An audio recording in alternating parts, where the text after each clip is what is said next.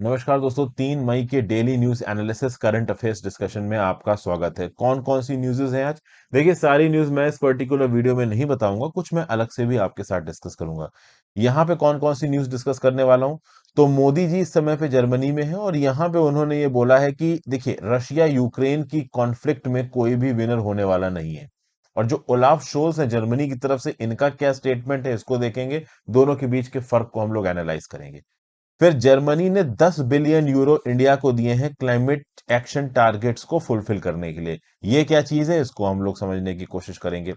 फिर ministry of home affairs के data के हिसाब से 2020 में जितने भी इंसर्जेंसी के इवेंट्स हुए हैं नागालैंड में, उसके लिए national socialist council of Nagaland Isak Muivah जो फैक्शन है वो रिस्पॉन्सिबल है। और इसी फैक्शन के साथ नागा ग्रुप के ऊपर, नागा पॉलिटिकल इश्यू के ऊपर केंद्र की सरकार की बातचीत हो रही है। तो इसको हम लोग समझने की कोशिश करेंगे। फिर फोर्सिबली वैक्सीनेशन नहीं किया जा सकता। सुप्रीम कोर्ट ने यह बोला है कि देखिए, केंद्र की सरकार को यह हक है कि वो नीचे नियम कानून इंप्लीमेंट कर सके, वैक्सीन से रिलेटेड लॉज इंप्लीमेंट कर सके, ताकि कोविड का फैलाव ना हो, कम्युनिटेरियन हेल्थ की तरफ हम ध्यान दे पाए। लेकिन at the same point of time supreme court ने यह भी बोला है कि एक इंडिविजुअल अगर चाहता है कि वो एक पर्टिकुलर वैक्सीन को ना लेना चाहे, तो उसके ऊपर यह जबरदस्ती नहीं की जा सकती कि वो उस वैक्सीन को ले। ये उस इंडिविजुअल का हक है, उसका पर्सनल डिसीजन है, वो वैक्सीन लेना चाहता है नहीं लेना चाहता है। और इस रिस्पेक्ट में किसी भी वैक्सीन को एडमिनिस्टर करने से पहले उससे related proper information, proper trial data लोगों के सामने होना चाहिए, पब्लिक आई के सामने होना चाहिए। इस बारे में यहाँ पे बातचीत की गई है, इसको यहाँ पे देखेंगे। फिर भाई, रिसेंटली हुआ ये है कि जो सर्जेई लेवरोव है, आपके रशिया के फॉरेन मिनिस्टर, उन्होंने कुछ आप कह लो ज्यूज को लेके यहाँ पे स्टेटमेंट दे दिए। और ज्यूज को लेके स्टेटमेंट में, होलोकास्ट रिलेटेड स्टेटमेंट में ये बोल दिया कि भाई हिटलर भी जूइश ओरिजिन का था और उसने होलोकॉस्ट किया। मतलब एक ऐसी विचारधारा को प्रोपोगेट कर दिया जिसके हिसाब से लेवरोव साहब ये बोल रहे हैं कि ज्यूज ने ही ज्यूज को मारा है। अब इस बात पे इसराइल नाराज हो गया और इसराइल ने यहाँ पे कुछ स्टेटमेंट्स इशू किए हैं, इसको देखेंगे। फिर जो मिड डे मील मेन्यू वाला जो न्यूज है, और जो दिल्ली हाई कोर्ट ने जो पॉलीगैमी के ऊपर अनकॉन्स्टिट्यूशनल करने वाली जो पिटीशन फाइल हुई है, केंद्र की सरकार से सवाल पूछा है, ये अलग से हम वीडियो में डिस्कस करेंगे, नहीं तो वीडियो ज्यादा ही लंबी हो जाएगी। वर्ड ऑफ द डे देख लेते हैं, piggy back. What is piggy back? Piggy back मतलब एक बच्चे को अपने कंधे पे उठा के चलना। The way of carrying somebody, specially a child, on your back. तो आप एक बच्चे को अपने कंधे पे उठा लो, लेके चलो, या फिर कोई सामान अपने कंधे पे उठा लो, लेके चलो। तो इस तरीके से पिगी बैक आपको यहाँ पे फोटोज के थ्रू नजर आ रहा है। ठीक है ना? पिगी बैक आप यहाँ पे नीचे भी देख सकते हो कि ट्रैलर्स के ऊपर आप ट्रकों को लेके जा रहे हो। तो piggyback transportation refers to the transportation of goods, जहां पे एक ट्रांसपोर्टेशन यूनिट अपने ऊपर चढ़ा के लेके जा रही है किसी दूसरी चीज को। ठीक है ना?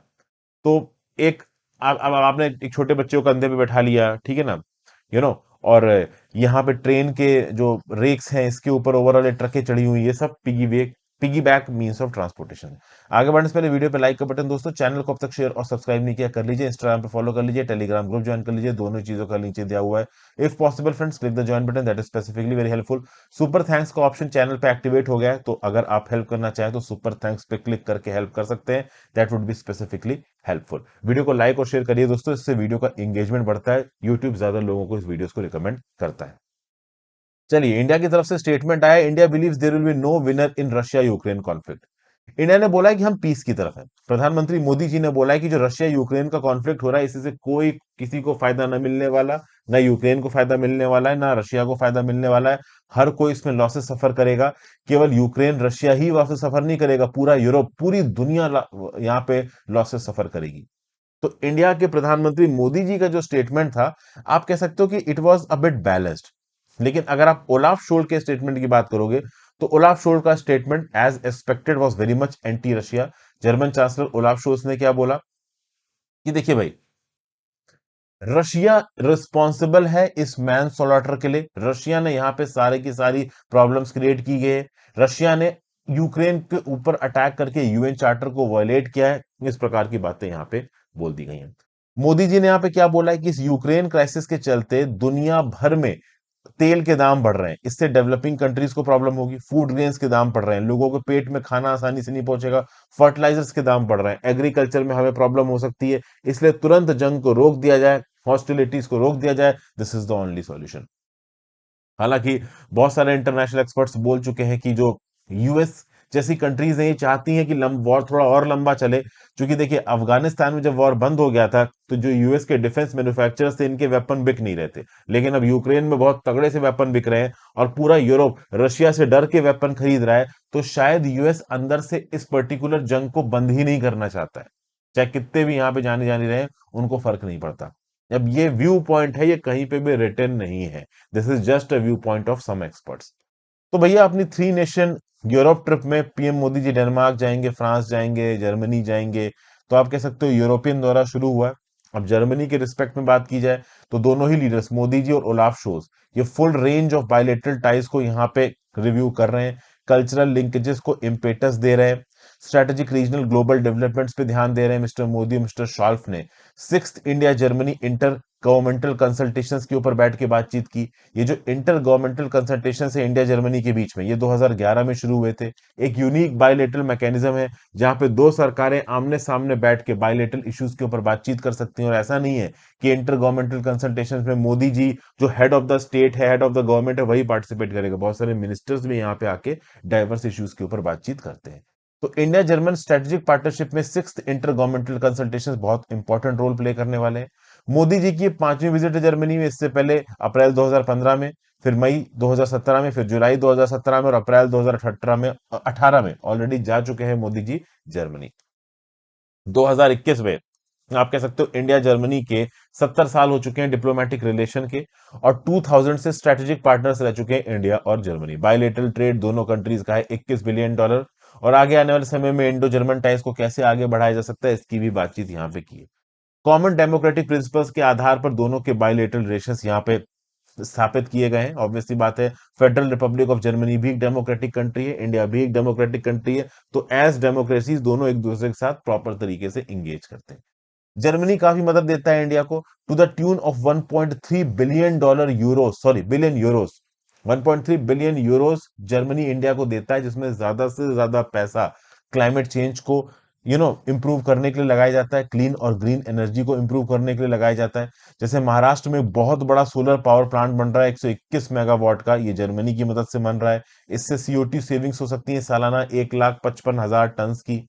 फिर अगर आप देखो तो भाई ओलाफ शोस जब से जर्मनी के चांसलर बने दिसंबर 2021 में, एज ए स्ट्रेटेजिक पार्टनरशिप अलग अलग एजेंडा के ऊपर ये दोनों एक दूसरे के साथ बातचीत कर चुके हैं और इंगेजमेंट को बढ़ाने की कोशिश कर रहे हैं। मैं आपको बता दूं जर्मनी यूरोपियन यूनियन का मेंबर है, इसलिए डायरेक्ट इंडिया और जर्मनी के बीच में कोई ट्रेड और इन्वेस्टमेंट एग्रीमेंट नहीं है।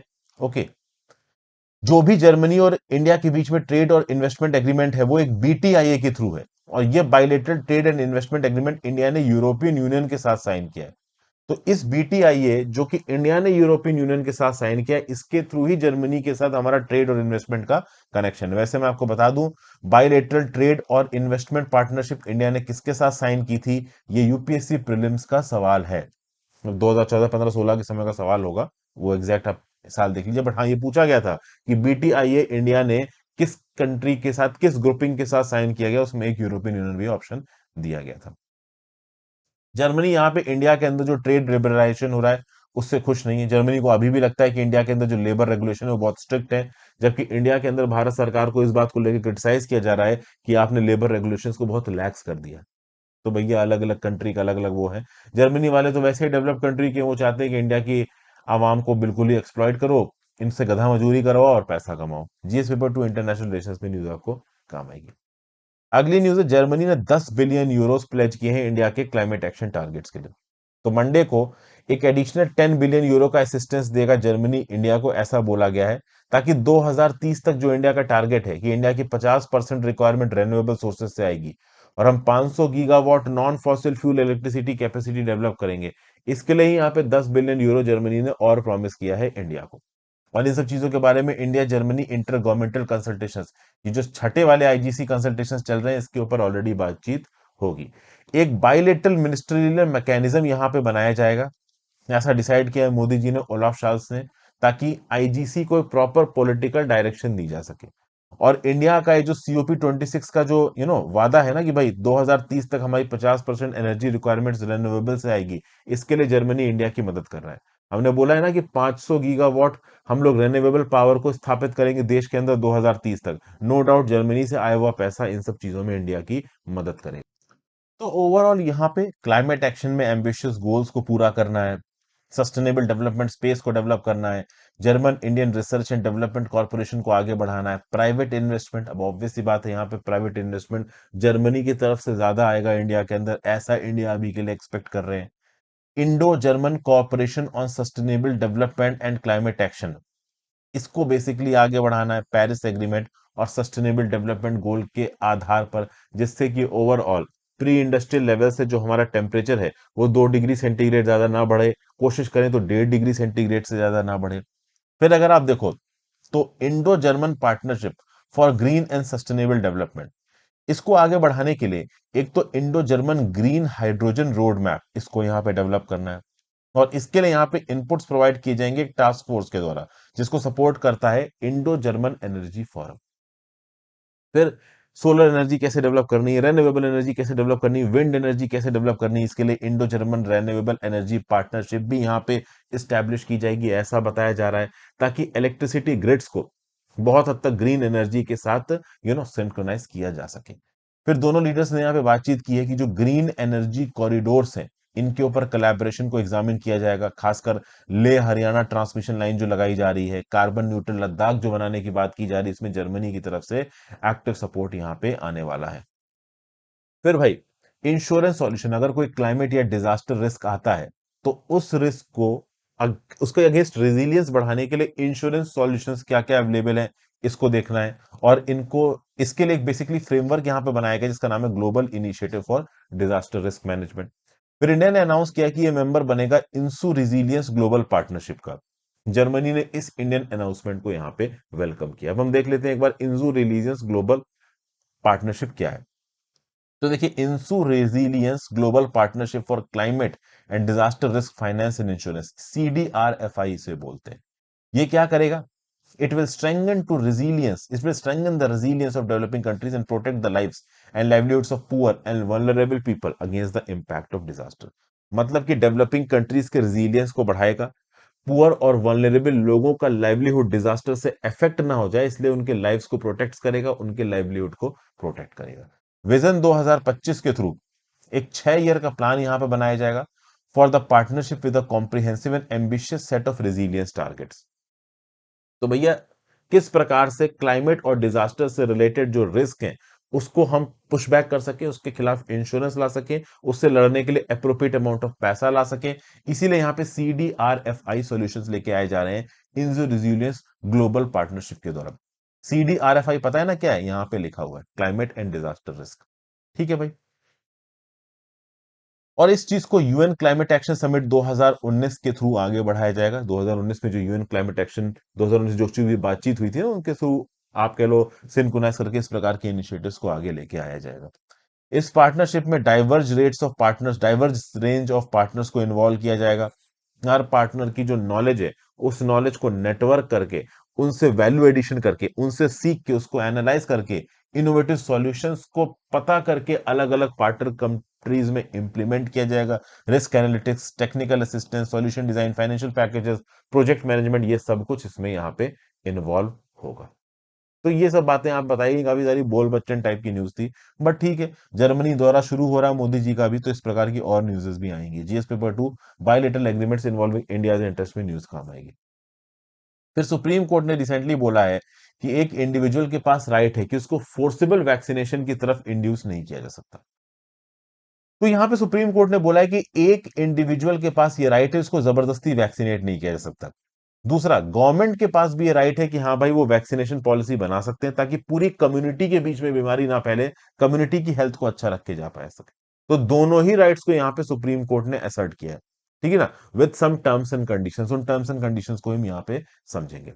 सुप्रीम कोर्ट का बोलना है कि भाई कुछ राज्य की सरकारें और हो सकता है कुछ यूनियन टेरिटरीज में इस प्रकार के नियम कानून लाए जा रहे हो कि वैक्सीनेशन के थ्रू आपको वेलफेयर मेजर्स मिलेंगे, मतलब अगर आप वैक्सीनेटेड हो तो ही वेलफेयर मेजर्स मिलेंगे, वैक्सीनेशन नहीं हो तो वेलफेयर मेजर्स नहीं मिलेंगे। इस प्रकार के नियम कानून और रिस्ट्रिक्शंस सही नहीं है। सुप्रीम कोर्ट का साफ साफ यहां पे बोलना है कि भाई वैक्सीनेशन के आधार पर आप किसी का वेलफेयर मेजर रोक दो, ये भाई देखो सही नहीं है।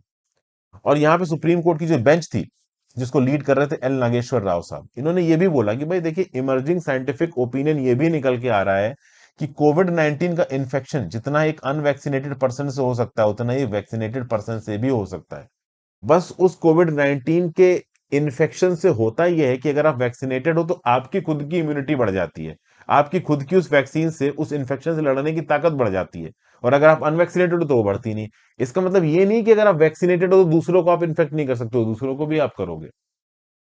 तो इसीलिए सुप्रीम कोर्ट यहां पे बोल रहा है कि किसी ने इंडिविजुअल राइट के चलते मान लो वैक्सीन नहीं लगवाई, तो वैक्सीन ना लगवाने के साथ साथ आप उसके बेनिफिट्स भी हटा दो। वैक्सीन लगी है ना लगी है इसके बेसिस पे आप उस इंडिविजुअल को बेनिफिट दो। ये भाई देखो यहां पे सही नहीं होगा। ओके।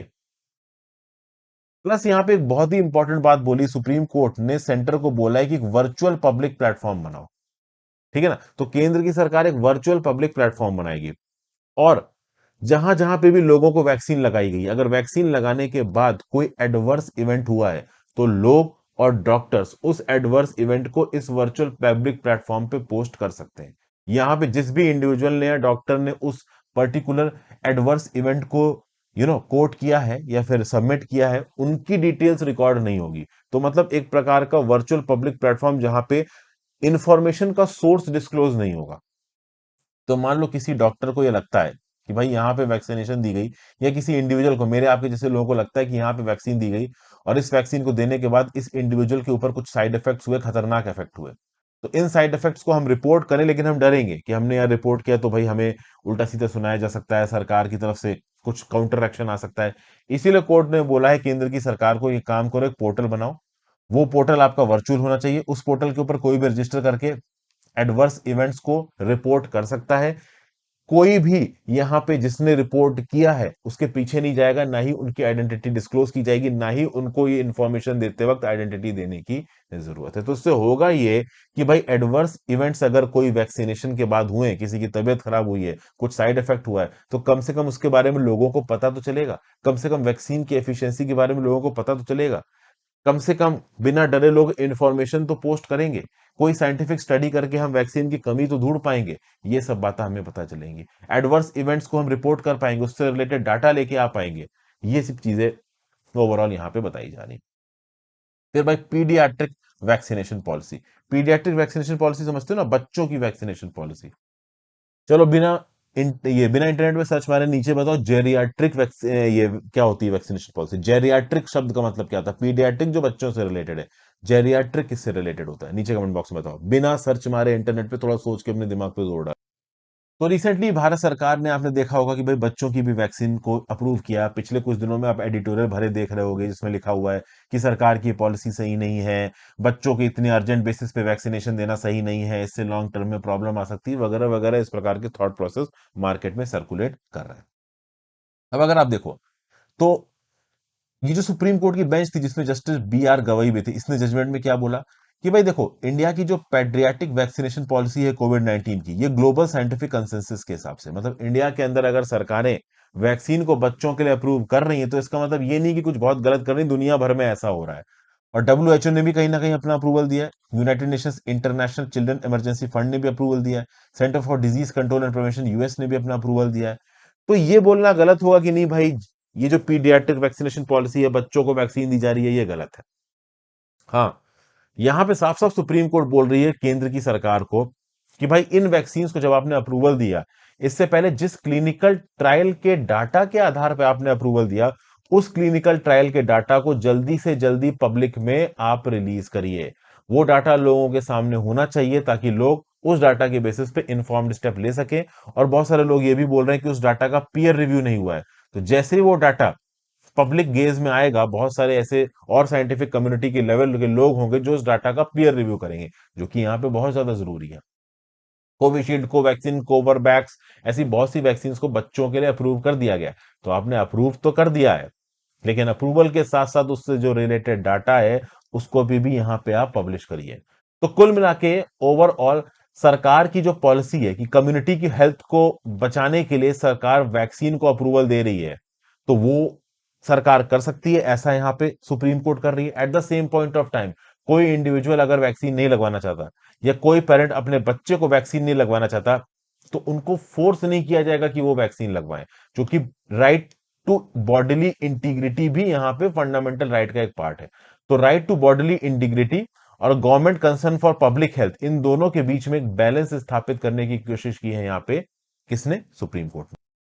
हालांकि at the same point of time supreme court ने यह भी बोला है कि मान लो सरकार कोई ऐसी पॉलिसी बनाती है जिसके बेसिस पे कोविड 19 से बचाने के लिए कोई मेडिकल स्टेप, कोई वैक्सीन पॉलिसी सरकार ने डिवाइस की, तो वो vaccine policy court of law में चैलेंज हो सकती है। तो सरकार ये नहीं कह सकती कि हम ये वैक्सीन पॉलिसी कम्युनिटी हेल्थ के लिए लेके आ रहे हैं और इसको रिव्यू करने की जरूरत नहीं। सरकार जो भी पॉलिसी लेके आएगी कम्युनिटी हेल्थ से रिलेटेड, उसको रिव्यू करने की ताकत सुप्रीम कोर्ट के पास होगी। सुप्रीम कोर्ट में केस फाइल हो सकता है उससे रिलेटेड। और एक इंडिविजुअल के पास बॉडली इंटीग्रिटी है under article 21 right to life of the constitution, मतलब किसी भी इंडिविजुअल को फोर्स नहीं किया जा सकता वैक्सीनेट होने के लिए। Personal autonomy of an individual पे यहां पे फोकस किया गया। This is a recognised facet of protection guaranteed under article 21। तो कोई अगर इंडिविजुअल वैक्सीन नहीं लगवाना चाहता वो नहीं लगवाएगा। कम्युनिटेरियन हेल्थ के लिए अगर सरकार को कोई स्टेप लेना है तो सरकार वो स्टेप ले सकती है, लेकिन जब सरकार वो स्टेप लेगी तो उसके ऊपर 3 फोल्ड रिक्वायरमेंट्स लागू होंगी, जैसा कि बताया गया था केएस पुट्टुस्वामी जजमेंट में। केएस पुट्टुस्वामी जजमेंट में ये बोला गया था कि भाई देखिए, अगर सरकार आपके किसी इंडिविजुअल राइट्स के ऊपर कोई लिमिटेशन लगाती है तो वो लिमिटेशन 3 आधारों पर लगना चाहिए। पहला आधार तो यह है कि उस पर्टिकुलर नियम कानून को बनाने के लिए कोई प्रॉपर स्टैट्यूटरी लॉ होना चाहिए, किसी लॉ के आधार पर सरकार ने वो नियम कानून बनाया हो। दूसरा, वो नियम कानून किसी लेजिटिमेट स्टेट एम को मीट करने के लिए बनाया गया हो। तीसरा, उस नियम कानून को बनाने के बाद सरकार जब उस नियम कानून को ग्राउंड लेवल पे इंप्लीमेंट कर रही है तो इंप्लीमेंटेशन के लिए जो स्टेप्स हैं वो बहुत हार्श नहीं होने चाहिए, वो रैशनली जस्टिफाइड होने चाहिए। तो ये 3 कंडीशंस रखी गई हैं केएस पुट्टुस्वामी जजमेंट के अंदर।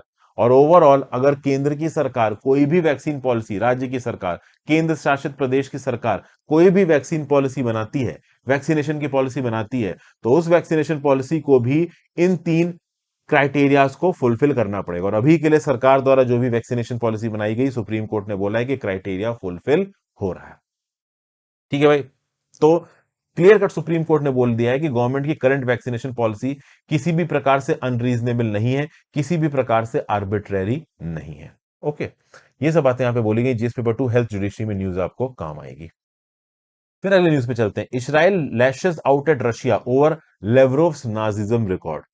देखिए अभी हुआ क्या है, एक टीवी मतलब आप कह रहे हो चैनल को इंटरव्यू दे रहे थे। इंटरव्यू कौन दे रहे थे? तो सर्जेई लेवरोव साहब यहाँ पे इंटरव्यू दे रहे थे। सर्जेई लेवरोव कौन है? तो ये है भाई रशिया के आपके फॉरेन मिनिस्टर।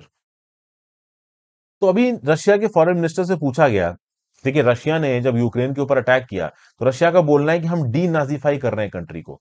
यूक्रेन के अंदर से जो नाजिज्म वाले एलिमेंट है ना, जो रशिया के ऊपर कभी भी अटैक कर सकते हैं, क्योंकि सेकेंड वर्ल्ड वॉर में रशिया ने जर्मनी के अटैक को हरा के ही ओवरऑल सेकेंड वर्ल्ड वॉर को खत्म किया था। तो ओवरऑल यूक्रेन की तरफ से वही जो नाजिज्म वाला जो फैक्टर है, जो कल की डेट में रशिया के लिए खतरनाक हो सकता है, इसको खत्म करने के लिए रशिया ने अटैक कर दिया यूक्रेन पे। एटलीस्ट रशिया तो ऐसा ही बोलता है। तो जब सर्जेई लेवरोव से पूछा गया कि भाई यूक्रेन के तो जो राष्ट्रपति हैं आपके वोलोदिमीर जेलेंस्की, ये खुद जूइश हैं, इनके खुद जूइश ओरिजिन है, तो आप ये कैसे कह सकते हो कि यूक्रेन के अंदर नाजिज्म के एलिमेंट है? तो यहाँ पे लेवरोव साहब ने, सर्जेई लेवरोव साहब ने बड़ी कंट्रोवर्शियल चीज बोल दी। इन्होंने ये बोला कि हिटलर के खुद ही जूइश ओरिजिन थे और बहुत हद तक हिटलर ने ही जूस को मारा है। तो एक जूस ही जू को मार रहा है, मतलब एक जू दूसरे जू को मार रहा है, मतलब हिटलर का यहाँ पे जूइश ओरिजिन बता के ओवरऑल ये जो होलोकास्ट हुआ था, इस होलोकास्ट को कुछ इस प्रकार से सामने रखा है सर्जेई लेवरोव ने कि यहाँ पे एक जू ही दूसरे जू को मार रहा था। अब जैसे ही ये व्यू पॉइंट यहां सामने निकल के आया, वैसे ही एक कंट्री का दिमाग खराब हो जाएगा, वो है रशिया, वो है इसराइल। इसराइल बोलेगा यार क्या मजाक कर रहे हो आप लोग? आप लोग नाजिज्म के नाम पे, एंटीसेमिटिज्म के नाम पे ये बोलने की कोशिश कर रहे हो कि एक ज्यू इंडिविजुअल ही दूसरे ज्यू को मारने लगा। मतलब हमारे खिलाफ जो होलोकास्ट हुआ वो जूस ने किया, मतलब जूस ने ही ज्यू को मारा। इस पर्टिकुलर आइडियोलॉजी और फिलॉसफी के अगेंस्ट इसराइल बढ़ चढ़ के बोल रहा है। इसराइल का बोलना है कि मिस्टर लेवरोव के स्टेटमेंट्स अनफॉर्मिगेबल हैं, स्कैंडलस हैं, एक हिस्टोरिकल एरर है। हालांकि मैं आपको बता दूं कि इसराइल ने कहीं ना कहीं इस पूरे जंग में न्यूट्रल स्टांस रखा है, बहुत ज्यादा रशिया के अगेंस्ट बातें करी नहीं है। लेकिन मिस्टर सर्जेई लेवरोव के इस स्टेटमेंट से कहीं ना कहीं इसराइल नाराज है। इसराइल के प्राइम मिनिस्टर नफ्ताली बेनेट ने भी बोला है कि जो सर्जेई लेवरोव का स्टेटमेंट है ये गलत है, इनके इंटेंशंस गलत हैं, एब्सर्ड है, डिल्यूजनल है, डेंजरस है, इनको कंडेम्ड किया जाना चाहिए। हिटलर को जूइश डिसेंट का बता के सारी हदें पार कर दी लेवरोव ने, ऐसा यहाँ पे इजराइल के जो टॉप ऑफिशियल्स हैं वो बोल रहे हैं। वर्ल्ड वॉर टू की बात की जाए तो देखिए, वर्ल्ड वॉर टू में आपको पता होना चाहिए, सोवियत यूनियन एंड में जर्मनी को हरा के वर्ल्ड वॉर टू को खत्म किया था। 27 मिलियन लोग यहाँ पे मारे गए थे। कहीं ना कहीं नाजी जर्मनी को हराने के बाद ही रशिया की जो नेशनल आइडेंटिटी थी, जो ओवरऑल ग्लोबल स्टैंडिंग थी, वो उठ के सामने आई थी। रशियंस को देखा गया था कि ये इविल फोर्सेस के अगेंस्ट खड़े हो जाएंगे, उनको हरा देंगे। बेसिकली नाजिज्म वाली जो फिलॉसफी थी इसको हराया। अब चूंकि नाजिज्म को हराया, एंटी हिटलर बात की रशिया ने, और फिर हिटलर को ही जू बोल दिया, मतलब जू ने ही जू को मारा। तो पूरा का पूरा होलोकास्ट का इल्जाम खुद जूस के ऊपर लगा दिया लेवरोव ने, और इस बात पे यहाँ पे नाराज हो गए इसराइल के जो टॉप ऑफिशियल्स हैं, उन्होंने यहाँ पे रशिया को भला बुरा बोलना शुरू कर दिया। अब रशिया और इसराइल दोनों का आपस में एक दूसरे के साथ इंगेज करना बहुत जरूरी है। देखिए, सीरिया में जो सिविल वॉर चल रहा है ना, वहां पे इसराइल भी इन्वॉल्व है और रशिया भी इन्वॉल्व है। दोनों की ही वहां पे मिलिट्री प्रेजेंस है। दोनों ही अपने अपने एनिमी टारगेट्स के ऊपर अटैक करते रहते हैं। इसीलिए इसराइल और रशिया का एक दूसरे के साथ लगातार कोऑर्डिनेट करना सीरिया के अंदर बहुत ज्यादा जरूरी है। और इसी कोऑर्डिनेशन के चलते ऐसा बताया जाता है कि इसराइल ने ओपनली रशिया के यूक्रेन इन्वेजन को बहुत ज्यादा क्रिटिसाइज किया नहीं है। इसराइल ने डेफिनेटली यूक्रेन के पास ह्यूमैनिटेरियन मदद भेजी है, जैसे कि इंडिया ने भेजी है, लेकिन इसराइल ने ओपनली रशिया के अगेंस्ट ज्यादा कुछ बोला है नहीं। बट ओवरऑल इस स्टेटमेंट के बाद कहीं ना कहीं इसराइल के अंदर गुस्सा है। वो गुस्सा कितना पॉलिसी में नजर आएगा वो एक अलग बात है। GS paper two international relations में न्यूज आपको काम आई। फिर एक न्यूज और निकल के आ रही है कि भाई national socialist council of Nagaland Isak Muivah, Nagaland के अंदर 2020 में जितने भी इंसर्जेंसी रिलेटेड इंसिडेंट हुए हैं 44% एनएससीएन आईएमएफ ने करवाए, इसाक मोवैया फैक्शन ने करवाए। ऐसा यहाँ पे केंद्र की सरकार की एनुअल रिपोर्ट बोल रही है, मिनिस्ट्री ऑफ होम अफेयर्स की। और ये तब है जब 2015 में यूनियन गवर्नमेंट ने एनएससीएन आईएम के साथ एक फ्रेमवर्क एग्रीमेंट साइन हुआ था। एनएससीएन आईएम के साथ और बाकी नागा ग्रुप्स के साथ मिलकर केंद्र की सरकार अभी के लिए एक पॉलिटिकल एग्रीमेंट साइन करने की कोशिश कर रही है नागा इशू को सुलझाने के लिए। अगर आप देखो तो एनएससीएन आईएम के साथ 1997 में एक सीज फायर एग्रीमेंट साइन किया था केंद्र की सरकार ने, और इस सीज फायर एग्रीमेंट को 2007 के बाद इनडेफिनेटली एक्सटेंड कर दिया गया। मतलब NSCN IM and Indian government is not at war. वैसे तो देखा जाए तो national socialist council of Nagaland ये ग्रुप 1980 में बना था। 1975 के शिलोंग अकॉर्ड के फेलियर के बाद उसके बाद से एनएससीएन ये ग्रुप बहुत सारे अलग अलग छोटे फैक्शंस में टूट चुका है ड्यू टू आइडियोलॉजी। अगर आप देखो तो इसका एक फैक्शन है एनएससीएन आईएम जिसको लीड करते हैं थुइंगलिंग मुवैया, एक है एनएससीएन खापलांग, एक है एनएससीएन एनके लेड बाय न्यू पाओ कोनियाक कितोवो, एक है NSCN R led by Y Wangtin Konyak. ठीक है भाई। ओवरऑल अगर आप देखो तो एनएससीएन फैक्शंस बहुत बार इंसर्जेंसी में इन्वॉल्व रहते हैं, वायलेंस में इन्वॉल्व रहते हैं। वायलेंट इंसिडेंट डेफिनेटली 2020 में कम हुए। 2019 में जो वायलेंट इंसिडेंट हुए थे नागालैंड के अंदर वो थे 42, 2020 में है 23। और कहीं ना कहीं 2020 में कोई सिविलियन या सिक्योरिटी फोर्सेस की डेथ भी देखने को नहीं मिली। तो चीजें ग्राउंड लेवल पे सॉर्ट आउट जरूर हो रही हैं। बहुत सारे जो अलग अलग ग्रुप्स हैं जैसे NSCN NK, NSCN R, NSCN K Khango, ये इंडिया के साथ सीज फायर में। लेकिन जो एनएससीएन खापलांग है यूंग ओंग का फैक्शन जो कि म्यांमार में बेस्ड है, ये अक्सर कर वॉयलेंट अटैक्स करता रहता है केंद्र सरकार के ऊपर, और केंद्र की सरकार की जो फोर्सेज हैं वो भी पलट के इनको दौड़ा दौड़ा के मारती हैं। तो काउंटर इंसर्जेंसी पूरी तरीके से अभी खत्म नहीं हुई है नागालैंड के अंदर। इंसर्जेंटिक एविडेंस ये एलिमेंट्स अभी भी अवेलेबल हैं जो समय समय पे प्रॉब्लम्स क्रिएट करते रहते हैं। और अभी सुनने में आ रहा है कि जो इसाक मोवैया नाम का जो फैक्शन है ये भी प्रॉब्लम क्रिएट कर रहा है। 2020 में कुछ अनवांटेड एक्सीडेंट्स जो हुए हैं उसमें 44% एनएससीएन आईएम की वजह से हुए हैं। कुछ किडनैपिंग्स और एब्डक्शन केसेस में भी इसका नाम निकल के आ रहा है। फिर केवल ये नागालैंड में एक्टिव नहीं है, अरुणाचल प्रदेश में भी एक्टिव है। अरुणाचल प्रदेश में अगर आप देखो तो 11 एक्सीडेंट्स में इन्वॉल्व बताया जा रहा है एनएससीएन आईएम को। एनएससीएन केवाईके को इन्वॉल्व बताया जा रहा है 5 एक्सीडेंट्स में। एनएससीएन यू और ईएनएनजी को बताया जा रहा है 2 और 1 एक्सीडेंट्स में। अरुणाचल प्रदेश में 2020 में 21 केसेस किडनैपिंग के रिपोर्ट हुए हैं, और कहीं ना कहीं इन ग्रुप्स के नाम है। जी हाँ, इन स्टेट्स में किडनैपिंग होती है, किडनैपिंग के बाद फिरौती ली जाती है, और ओवरऑल ये सारे ग्रुप्स इस किडनैपिंग में इन्वॉल्व होते हैं।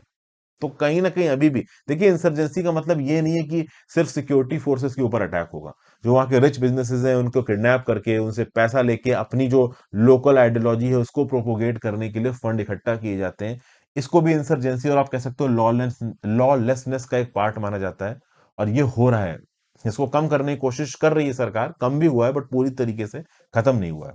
अगर मिजोरम सिक्किम त्रिपुरा को देखोगे तो लार्जली पीसफुल है। लेकिन इंसर्जेंसी वायलेंस अभी भी आसाम, अरुणाचल प्रदेश, मणिपुर, नागालैंड में एग्जिस्ट करता है, इसलिए यहाँ पे अभी भी एस्पा लगा हुआ है।